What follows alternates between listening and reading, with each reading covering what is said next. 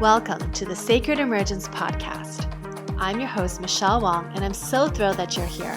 This is a place where you'll be guided to living your most aligned life so that your truest, most radiant self can emerge.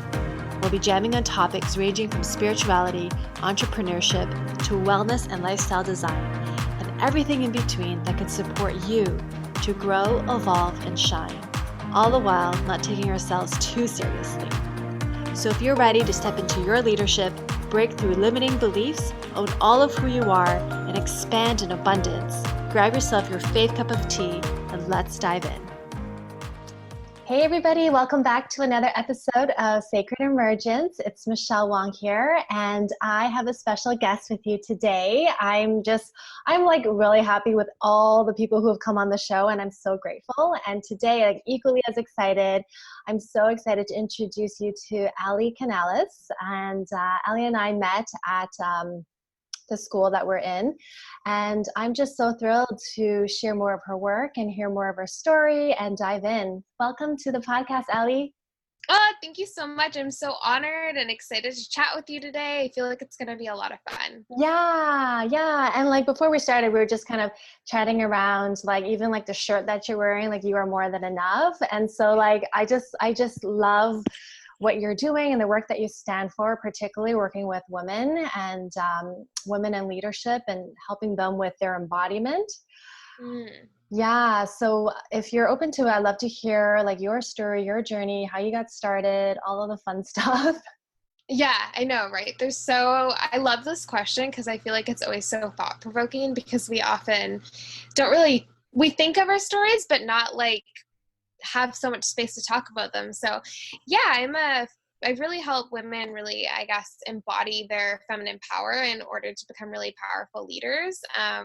I guess a lot of that, there's definitely lots of different parts to my story. I think a big thing, especially with the feminine empowerment piece, is that I've just had a big story around being disempowered in my feminine energy, which really was rooted in having a heavy trauma and sexual abuse and being really disconnected from my body from, sexual trauma and then eating disorders and neglecting my female body altogether and not really utilizing its power, and almost to the point where I was like hated being a female and almost felt like it was a burden more than how I feel now, which I feel like it's awesome and exciting, and just excited to be in a female body and utilize the medicine of feminine energy. But a lot of that like sexual, I guess, disconnect from that sexual trauma led me to have a really tainted relationship with my body, a tainted relationship with feminine energy. I found it as a weakness more than it is a power. And I kind of started to see that theme when I was like in my recovery journey through all the things and healing my relationship to my body. I started to see that overlapping theme of like this disconnection and suppression of the feminine and the way our culture lies and in business and in leadership of like, we really run in these like old school, I don't want to say masculine, but like toxic masculine paradigms of like hustle, go, go, go, like disregard your body. And like the only way to be successful is if you sacrifice your health. And like we as women aren't built like that. We're cyclic in nature with even our menstrual cycles. And we're not meant to like be go, go, go all the time. And it felt really good to like just honor. I'm built differently and my body is meant to run differently from everyone else. So when I was recovering from my eating disorder specifically, so my eating disorder was a result of the sexual trauma of just like trying to control outside like things that I couldn't control. And when I didn't have a period for I think about 3 years. So when I got my period again, I was in a really unique situation where I was surrounded by lots of like shamans and Native American elders and midwives that had a different perspective on the menstrual cycle than I ever had before. They were like, yay, you got your period. And I was like, why is this like an exciting thing? Like, okay. And I really got to learn that it's a sacred ceremony. And I got to learn that working with my body's, I guess, seasons and flow was actually like a benefit and like a blueprint to thrive in life. And I just started deepening this knowledge. Like when all my friends would be like partying, I'd be reading like books and listening to webinars on like women's pelvic health. I love that. So I know, right? I'm like, it was not cool at the time, but I'm like, it was like this nerdy obsession of like, wow, the womb is so cool. Like, and I really see that in our culture is that like, it's only really regarded in like when a woman has a baby or maybe a little bit of attention when she's bleeding. And then, but our womb is so much more and it can be utilized so much more than just we are not, or when we're bleeding. Like there's a lot going on down there, and I really believe it's the source of our female power center.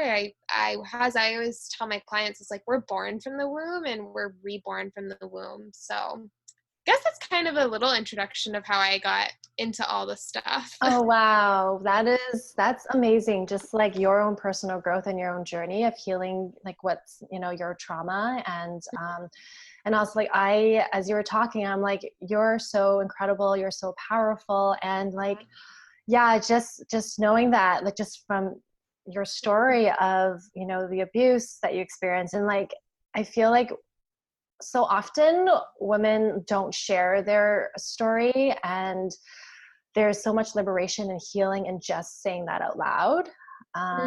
Yeah. So I just really commend you for that as well, because like our stories are all like, we are unique, and at the same time, so many of us have the same stories, Yeah.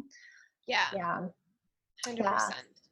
So you were saying how, as you were healing, you didn't have your period for 3 years. And then you started how did you get your period back? Okay, it's a funny story. Not a funny story. Okay, it's kind of a unique situation. So when people ask me, I'm like, I didn't have a traditional, like, I did go on Chinese medicine herbs. I don't remember which ones, but I did have like some consultation in like the holistic realm, but I don't think I had like the normal experience because I was in an ayahuasca ceremony and the shamans, chanted to my womb, and then a week later I got my period. No way. I know. And I was like, whoa. So I had 2 people like chanting to my womb, and I was like, no, I was really thin then too. Like, so I was like, I think of my, like, I was really tiny still. So I was like, oh, it's not going to happen. Like, whatever. So it was really I think it was a combination, like obviously the Chinese medicine herbs, but I think a lot of it had to do with like, from my understanding of what the shamans were doing is they were like calling upon my womb's energy and to bleed. And also I think it's the energetic work of like, how I view it is like your body, well, I mean, if you're not getting your period, your body doesn't trust you to sustain life. Like there's obviously more to it, but that's kind of, I feel like one thing that I started to understand is like, oh, my body doesn't trust me to sustain a life because I'm so malnourished right now. So I think it was also just taking care of myself. And obviously I was eating again. I was eating more foods and building up my nutrients. I wasn't as thin as I was. But I think that, yeah, I guess, so I wish I had like better step-by-step protocols, but I'm like, no, that was kind of it. And, which is kind of an odd experience, but it was, it was your experience. Yeah. Yeah. So then from there, was that like just your own healing journey? Like how did that, and then you're reading more about women's health, pelvic health, and and then you're talking about cycles, like syncing up with the women's cycle, which I love that this is becoming more of a common conversation between me and other women. Yes. Because our culture is so not structured that way. It's very like masculine, like you were saying, like it's more linear. And so I know when I have my period, it's like, I don't even want to do any work. I just want to be on the couch and watch TV or read and just curl up. Yeah. Oh yeah. Okay. So I'm trying to think. I think it really came from like this new perspective. I'm like, hearing like midwives and all these people talking about their cycles as like a sacred ceremony. And that idea had never been introduced to me because we live in the traditional school system where it's like, okay, you get your period and like the uterine lining sheds, like you stick a tampon up your vagina and like that's it. And I was like, okay. And I never thought that it could actually be something that was powerful or that could be something I'm excited for. Like, I think people think I'm a little bit of an anomaly because I'm like, I'm really excited to get my period. Then like, I'm really like, I love it because I think it's really understanding that it is a sacred ceremony. And like that, I think that that's what it really was, is like seeing it as a ceremony, even in traditional like Native American culture, and in a lot of tribes around the world, the women menstruating, after they were menstruating, depending on their dream time or visions they had, or just like intuitive hits that they would have, the chief would come to them and ask them like what they, experienced during their moon time, which is like what it was referred to in Native American culture. But when they're menstruating, and those intuitive hits when they were menstruating, like sometimes decided like where they would move to or how the harvest was like cropped, or like, war battle plans. Like, so it was really regarded, like women menstruating were like holy. And I was like, there's something to this. Like, what would happen if I really started utilizing the medicine of my menstrual cycle? And I think it first came as the one phase of my cycle, so menstruating, and viewing my blood as sacred, like viewing the time of when I'm menstruating is actually something holy and ceremonial, because it is very regular. Like our energy drops. We are going to be a little bit more, it's like that symbolic, like obviously physically the uterine lining is shedding, but it's also shedding past emotions that have built up for the past month. And when we're actually utilizing that energy of that symbolic shedding and death, it's like, well, what can we let go of? What can we release? We need to restore our energy reservoirs and reset, because we're not energizing bunnies all the time. And the more that we force ourselves into those conditionings, like that go, go, go all the time, the more we see women burnt out and they're not taking care of themselves. And we're in this like mass energetic imbalance. And this is why holistic health is really important, because it's like us women are meant to take, like, we have to take care of ourselves. We're like the life force energy. And that life force energy is that womb energy, because it's like whether you choose to have a baby or not, or whether you even had, like maybe you've had a hysterectomy and you don't have your womb anymore, but that energy of like that life force that you can bring life into the world, like even if you don't have a family, like if you're single or whatever, you still suck in, or like you're like an energy vacuum, because it's just like the female way, like we are vacuums for people's energy. So I guess learning to work with that, like knowing that, I started like utilizing that to be like, okay, I'm releasing energy, I'm releasing old and limiting beliefs, I'm resetting and taking care of myself, I'm slowing down, I'm clearing my calendar. And then I was like, whoa, there's 4 phases of the cycle. Like, this is cool. Like, what would happen if I really started like syncing up with this energy and used it to thrive in life too? Because I saw such results in what would happen when I would like slow down during my menstrual cycle and like really take care of myself during that time, where I was like, okay, there's something more to this. And then it was almost like opening up a treasure box, and like there was more and more treasure like discovered, like an endless pit of like, okay, there is something here, like this is something our ancestors and our great grandmothers, and I really believe in past lives, so like things that I did in my past life, like it felt like I was coming home to myself. I love that. And so before you discovered all of this, I would imagine, correct me if I'm wrong, that it was a more linear process, like a hustle mindset. Yeah. And so did you find like a big distinction in the results in your own work by following the more, just following your own body's flow and rhythm? Oh yeah. Yeah. I was definitely like, I am like a high achiever, very ambitious, like type A type woman. So I'm like built on that, like, okay, gotta hustle, gotta work hard. And then I was like, oh, I'm not meant to be built like this though. Like we are work in cycles and there's seasons, and actually taking care of myself and taking the time to slow down. I always take, or I try to, like, sometimes it depends on obviously how heavy the work month is, but I always try to the first day of my cycle, like, take the day off, like, clear my calendar, not like if, and my cycle's pretty regular, so I know when my cycle is usually going to come, so I won't take client calls. And taking that time, oh my God, it changes everything, because you're resetting your energy. And I'm like, you're not dripping into reservoirs that you don't have, and you're not trying to catch up on energy. Like, if you actually take that time to really take care of yourself, you're going to be more productive, more efficient. And it doesn't seem like that at first, but then I notice I'm like, my mind is more clear. I've given myself the time to actually take care of myself. Like, I'm not burnt out. Like, the quality of my work, and work that was taking me sometimes 6 hours was taking like 2 hours, because I was like, I had energy, like I was built up in my like radiance. Like, it really is that like quote of like, you know, you can't pour from an empty cup. And that's what I feel like taking the time to slow down in your menstrual cycle teaches you. It's like teaches you to actually slow down and build your life force energy back up, so you're not just like running on empty and then dipping into any energy reservoirs that like you don't have. Because if they become empty, it's going to take a lot. Like, that's why we see people with adrenal fatigue. Yeah. I love what you just shared, because I know that for me, like, I mean, my parents don't have as like, they're older, so they're starting to have gray hair, but like I was starting to get gray hair in my early 30s. And I'm like, this is not because I'm getting older. It's because like I spent my teens and my 20s, like burning the midnight oil and just like having that go mindset. And so it's so refreshing to hear that there's another way that we could do things. Yeah. Definitely. It's good to come home to.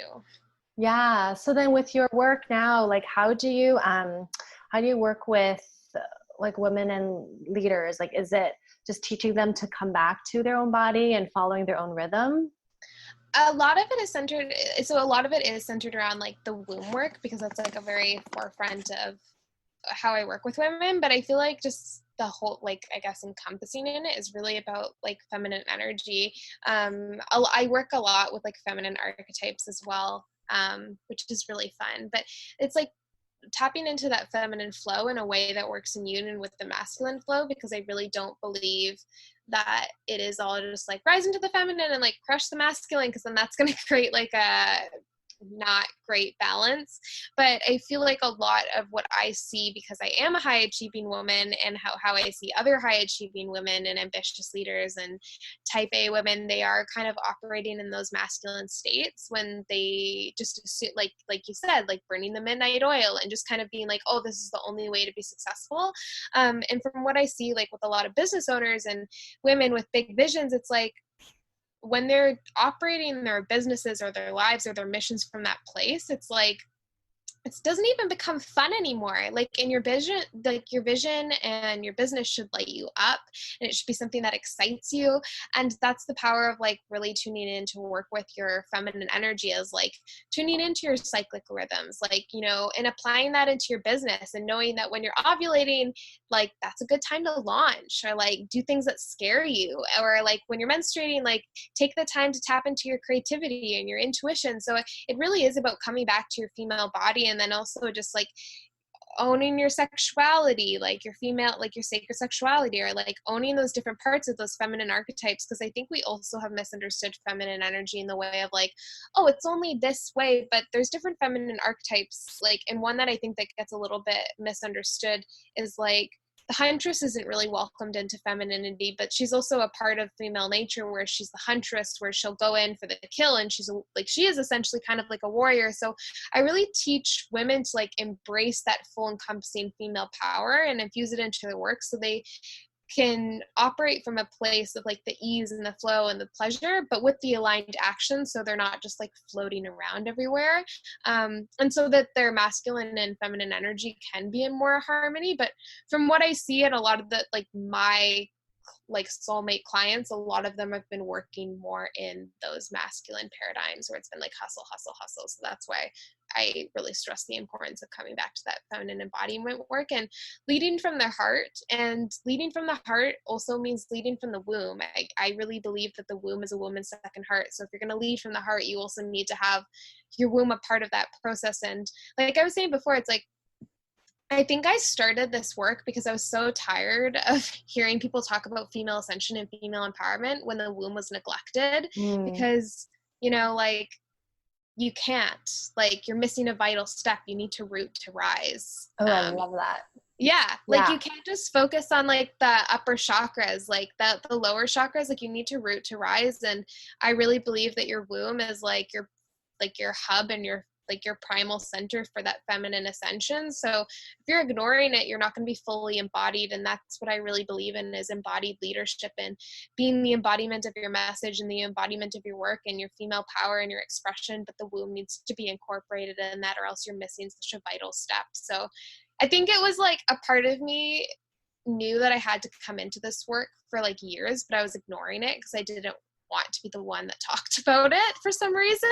But we always resist like the big mission. And I think then it just came to a point where I was tired of seeing this work neglected in female ascension or female empowerment. Like a part of it was like being fed up, and a part of it was like surrendering to like, okay, this is the work that I'm meant to do with my life. Yeah. Well, I'm curious, a few things. So you talked about like feminine archetypes. So I'm curious, like, if you can break some of those down and then uncover a little bit more about like the womb energy and then tapping more into that. So let's, if you don't mind dissecting like feminine archetype. Yeah. Yes. So I love this work so much. So there's obviously like, we could go into a whole podcast about all of them, but I'm just going to like kind of try to I'm going to talk about the main ones that I'm really digging right now. But there is 7 primary female archetypes. Let me try it. Like, I know them, but you know, sometimes when you're off the cuff. So the lover, the huntress, the sage, the mystic, the mother, the queen, and the maiden. Those are the 7 like at their prime. Like there's different, like the huntress is obviously seen as kind of like the wild woman, or you know, the lover can be the seductress, but at the core those are the 7 primary female archetypes. So all of them have their obviously different energy, and to fully come into our female power and understanding, we have a primary female archetype as well. Like we have all of them within us. But for example, my primary female archetype is the lover, and like my secondary energy is the huntress. So knowing that, I'm like, oh, I feel like I'm coming home to myself. Like I feel like I understand that. And to know, I guess, your female archetype, I would just say, deepen into understanding how they work together and just notice how you operate, and you'll just get a sense. And there's obviously lots to do with each archetype, but I'm just going to go into the 2 that I am, because that is easier for me to talk about, and I know them all, but because these are the ones I operate in most. So the lover, how to utilize her. At her surface level, she's like, I think we think of the lover as like, yeah, in love with herself, in love with her sensuality, but at the core, she's passionate. She goes after what she wants. There's like a lust, there's like an orgasmic state for life. So I really like utilizing her energy is like, what are you passionate about? Like, what lights you up? Being the lover of yourself. And the lover, I think of her energy as like, she doesn't wait around for people, like being your own lover. Like I think of Aphrodite, like she's not going to like be trying to get everyone else to love her. Like she owns that she is the lover, and that she kind of commands the energy with her seduction, with her primal nature, with her lust, with her beauty. And it's really about like cultivating that archetype, is tapping into beauty and grace and your own exploration of femininity. And it doesn't have to be like on a surface level, like wearing makeup and buying clothes, like because that is my primary archetype, that very much is me, especially like clothes. But you can tap into like what that means for you, like being the lover of yourself, and how that translates into business. It's like being devoted. Like the lover is also devoted to her vision. She's at her like core, like I think of the lover as being devoted and worship and to her other lover, but to herself and to her vision. So bringing that energy into like, what am I devoted to? What really like can I worship? And not in a place of like, oh, I'm not good enough, but like, I think of it as like worshiping the vision of my business, worshiping my clients because I'm of service to them, worshiping myself. How can I worship myself? I think that's a really deep question that we can ask ourselves. Like, you know, obviously, how can we love ourselves? But that worship of ourselves, like, how can I treat myself like the goddess I am? Like, really, like, the whole last year or like the past 2 years, like sometimes when I was like not feeling myself, I'm like, well, how would Aphrodite like move through life? Like, how would she take a bubble bath? How would she shower? She wouldn't just like rush to the shower in like 5 minutes and like sporadically like throw in a towel. Like, she'd like take the time to like wash her body and like really feel her body. Like, it's presence too. It's like taking the time to really connect with yourself. And there is that sensual nature. And it's like really coming into your sensuality. So I often think of like, well, what would Aphrodite do? Like, what would the lover in me do? How would she slow down and really take care of herself? And then the next archetype that I'm really digging right now, because this is very much me, is the huntress. I used to think that it was just because I had a lot of masculine energy, but then I realized I'm like, actually, it's just because I have a lot of huntress energy, whereas like the huntress is like essentially kind of like the wild woman. So she gets her identity from herself. She's free. She goes after what she wants. She goes in for the kill. She knows what she wants. She's directed in her dream, and she makes it happen, which has always been me, which I thought was like not feminine, but I'm like, no, it is feminine. It's just like that more directed feminine, like going in after you want. And it is essentially going in after the kill, like what you want and what are your dreams and what are your ambitions? And it's a really fun archetype to play with. And activating that is like essentially like taking aligned action to like kind of sum it up and going after. So then there's like obviously the sage and the mystic and the mother and the queen, and all of them have like their different parts that you can activate and channel. And we all have them each within us. But like I said, it's like we usually have like a primary one that we operate most in, and understanding how, like what your archetype more so is, or like even applying them to business, like a lover energy, like you can activate the lover's energy to generate wealth, or you can activate different energy to generate wealth. So yeah, that answers the archetypes. I have like a follow-up to that. Okay. Well, I would assume that like different stages of our lives we can wear and activate different energies that we are feeling into, especially as like we get older. And so for listeners who are listening, if they wanted to learn more about that, do they go like, there's information on your website? Is there a book? Yeah, I feel like, I don't even remember when I started learning about things. I don't have the information on my website. I'm sorry, guys. I have a course coming out all about the archetypes. So Awesome. That's probably the best thing to do, where it's like a 6-month deep dive into all of the archetypes and applying them into life and business. Perfect. Yeah, I know. Like that's probably like the simplest way. I'm going to be talking about it a lot more. I don't remember. I don't remember how I started learning about this stuff. A lot of it was channeled too. Like I knew about the archetypes, but then I channel and like talk to spirits. So sometimes the archetypes would come to me and be like, it's time to work with me. And like, this is my medicine. And then then I'd find a book or someone would tell me, I'm like, oh, I already knew that. And I don't even know how I knew that. So some of it is channeled. I love it. Probably the best way is like the course I'm coming out with in the fall. Okay, great. Yeah.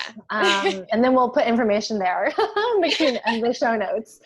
Awesome. And then the womb alchemy, or the womb work, like, is it around like lowering our cycle, or is there share more?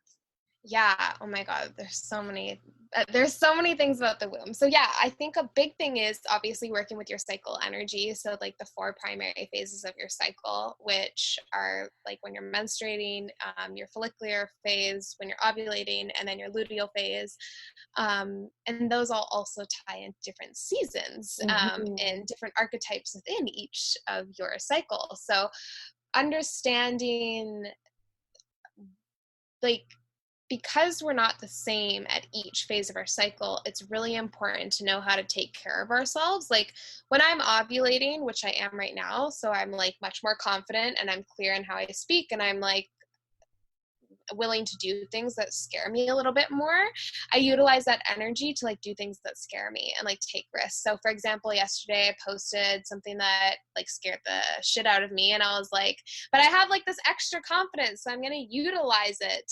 And knowing how to take care of myself so I can handle stress more during my ovulation phase, which is awesome. So I can pack my schedule a little bit more, or, you know, maybe it's like planning a talk or launching a training that I'm like a little bit more nervous for. So knowing that, it's really awesome because I'm like, oh, it's like a superpower that I can just work with.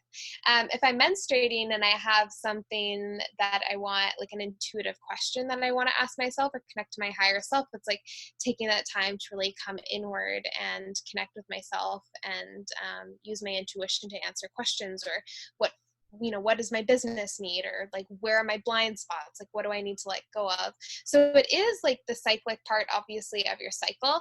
And then there's also, I think, what I'm really passionate about, and it's always funny because whenever I do like the course that I just launched, Womb Alchemy School, women were so excited for this part of the course, which is like embracing your sexuality and like your orgasmic bliss, which is like something I love talking about, especially because I was someone that was so sexually repressed and like suppressed my sexuality for so long. So it's really liberating to like own your sexual desires, have safer communication in bed, using that like sexual energy and that sexual potency to like thrive in life too. Because if you think about it, it's like being in that orgasmic state, in like that pleasure filled state. I really see obviously pleasure as, yes, it is involved in the bedroom and self pleasure and all that stuff, but I really feel like it's also a concept of how we can move through life. Like how can I make, and that's the lover coming in, like how can I make my life more pleasurable? Like, okay, if you're washing the dishes, how can I make this more pleasurable? Okay, I'm gonna like put on a song, or like maybe wear like something that like makes me feel really good, or like washing the car, like how can I make this more of a pleasurable experience? Like I think that is really how I like to teach sexuality and sensuality is, yeah, obviously like cultivating that pleasure in your body, but it's so that you can bring it into everyday life, and it's like a concept of how we can like operate through life. So there's the sexuality piece too, because when a woman really owns her sexual desires and like owns her sexuality, it's like overcoming shame, and like we're so ashamed to like own what we desire. And if we can't own what we fully desire, like how is the, like it also translates into like owning like what we want to cultivate in our life. And we can manifest through that orgasmic state. If you think about it, it's like you're in that full, like when you're having an orgasm, or when you're cultivating that pleasure in your body, or just like that concept of pleasure throughout life, like you're in a really high vibe state. So you're going to be able to attract and manifest more things that you want to cultivate. And it's really powerful to know that you can do that within your own body.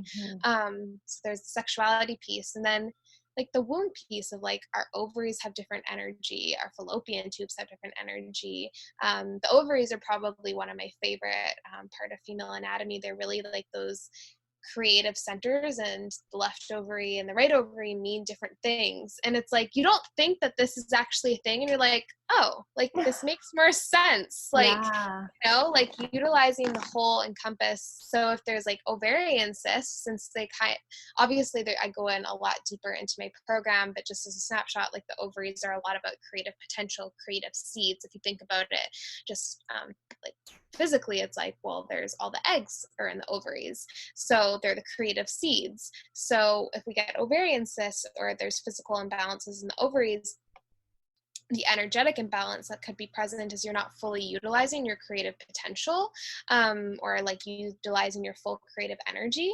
And being someone with sexual trauma, and then I also have endometriosis, like I feel like I've really had to come to terms with like, obviously the physical imbalances can be a manifestation of like the energetic imbalance is present. So like they're all like, it's all connected. Like, I think we just think, oh, like there's a womb, but like there's a lot going on down there. So Yeah. hopefully that answers like a couple different things. And like, Thank there could you. be a lot of directions that you go. Yeah, no, I love it all. And I just love how, like, as you were talking about, like even the archetypes and talking about our connection to our womb, what really, like what I saw, especially a woman who is confident in her sexuality, is like a confident woman. Like when we are, it doesn't matter what size you are. Like when I see like a bigger woman, like loving her body, it's like a turn on, like it's just so attractive. And it's really about coming back to that embodiment that you were talking about, like knowing ourselves and loving ourselves from like that deep place. And so, yeah, I really resonate with that.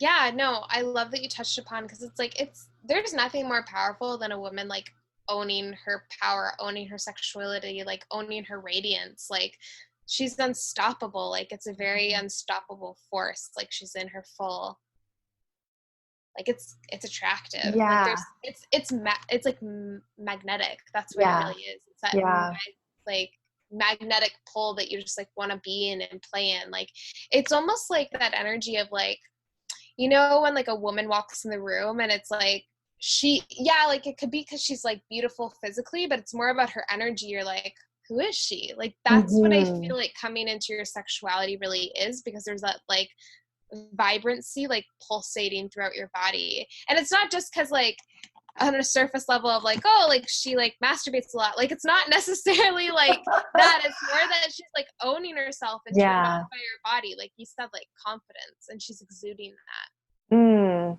Well, for people who like might not have their period, maybe they're like they reach menopause or like whatever, their cycles are very irregular. Like what would you suggest for that?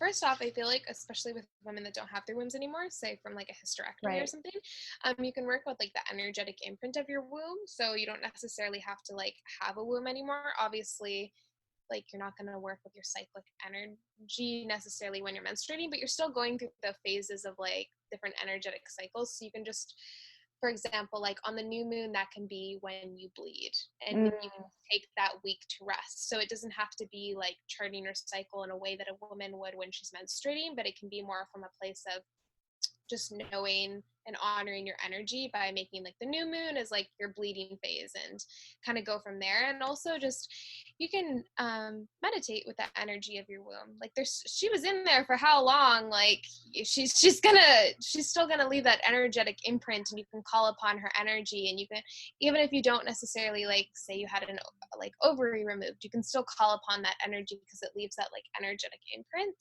And for women that don't have their periods, or like it's irregular, first off, like there is a holistic way that you can get it back, obviously. And I would definitely recommend like going to a Chinese medicine doctor, a holistic doctor, because your cycle is going to be so unique. So it's hard to give like general advice. So go to someone that's going to be able to completely look at your cycle and just know your information.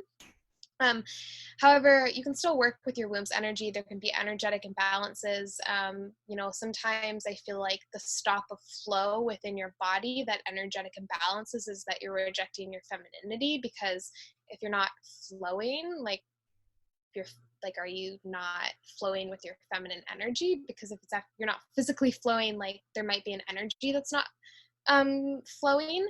So I think that that's one piece to it too. And if you still want to connect with your womb's energy, like again, you can just symbolically like work with those cycle, or like work with the new moon's energy as your bleeding phase until you're started to, I guess, bleed normally.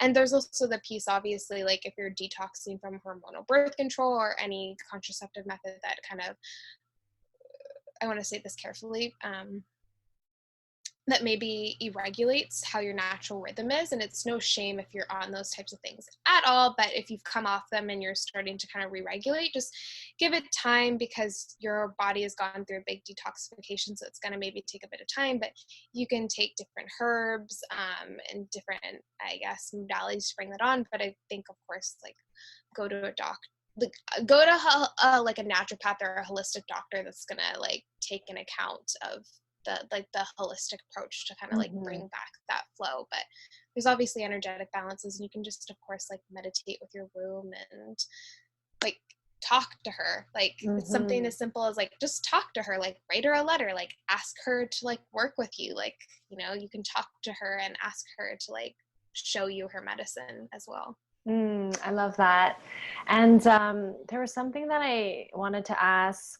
Oh, right. So when we were first talking about like starting to realign with our feminine energy, I think and then we did talk about resting. Yeah. I think there's like this fear of, well, if I stop, then I'm not going to be as productive or whatever. And you shared like you're even more productive. And so I think a part of that is just trusting that process, I think is so important. But like what's amazing is like watching you and your income level just soaring and like your work. So it's like this stuff works. I know, guys, I know it definitely does work. I had been having really high months and I'm like, oh, I haven't even been like, no, I've still been working, but like not as much as I was. Like it's not like craziness. And it's like, I think it's also allowing yourself to flow with seasons. Like I work a lot more when I'm ovulating. So I'm ovulating right now. So like I've been working since 9 a.m. and I have things to do until like 8 o'clock tonight. And it's like just knowing that. But like when I'm menstruating, I'm like, I gotta rest because I gotta like build up this energy. So when I'm ovulating, I can do all these powerful things again.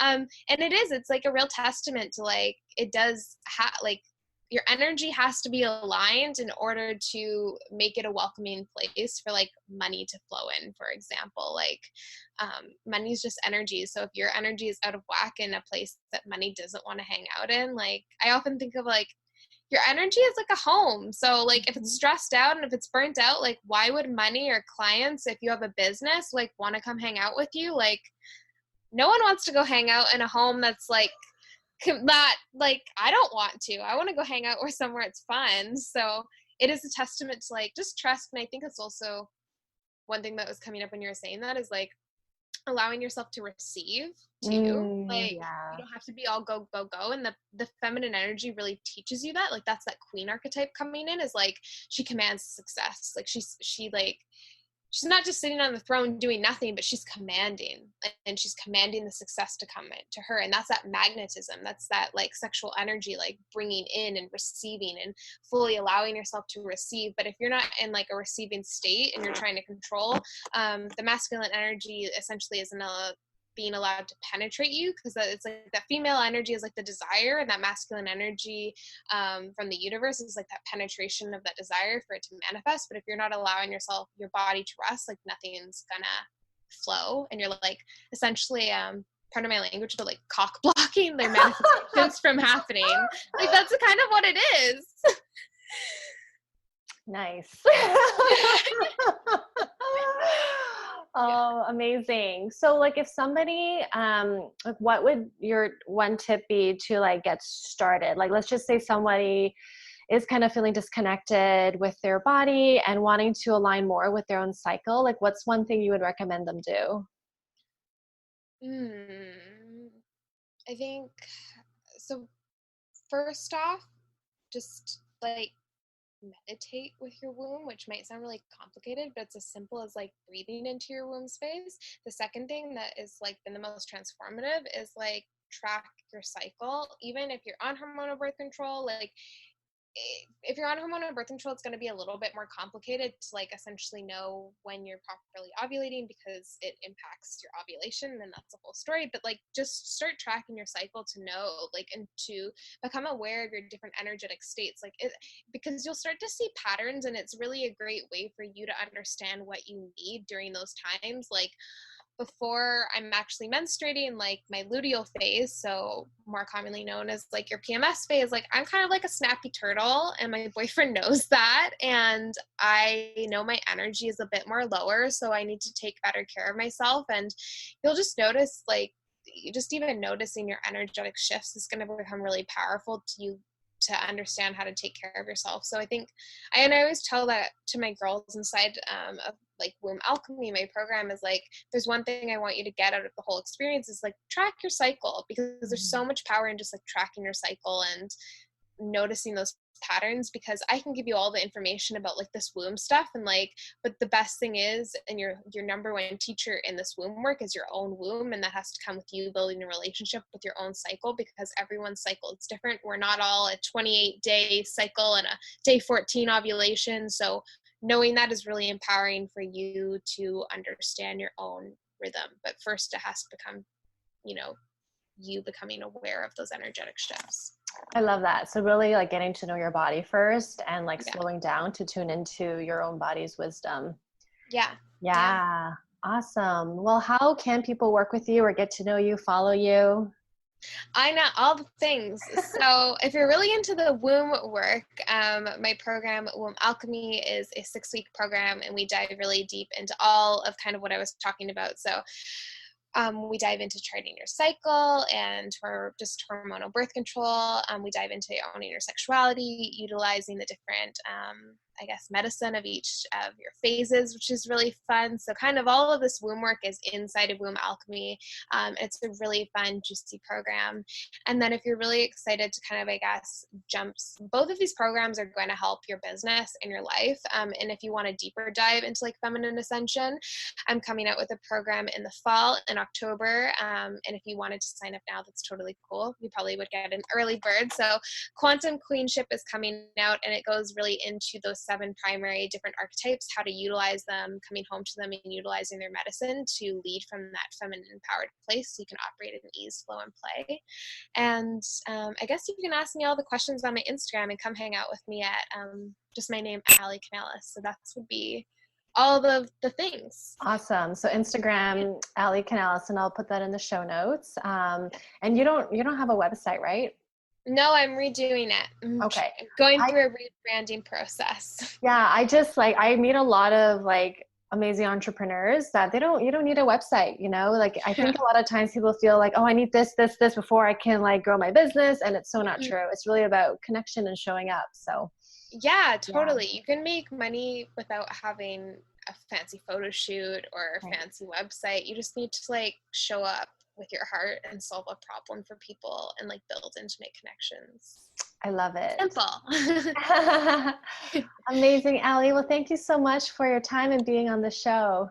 Yeah, of course. I was so happy to jam out with you. It was so much fun. Yeah, yay. Well, amazing. For those of you listening, go check out Ali's work. And thank you so much for tuning in. Bye for now.